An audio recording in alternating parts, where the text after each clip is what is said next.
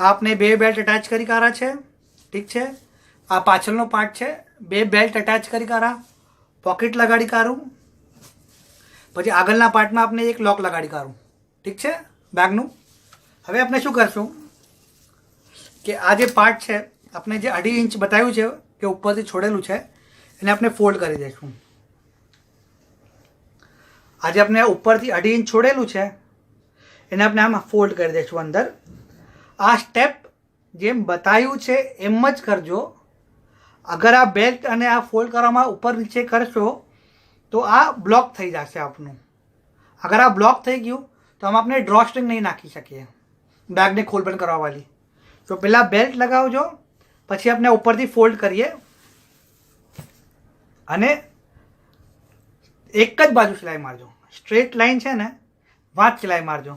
अने आ जे open part है draw string Nakhwa माटे एने ओपन ज रहेवा देजो। ओके, आ आपनुं बेगनुं पाछळनो पार्ट पटी गयो छे।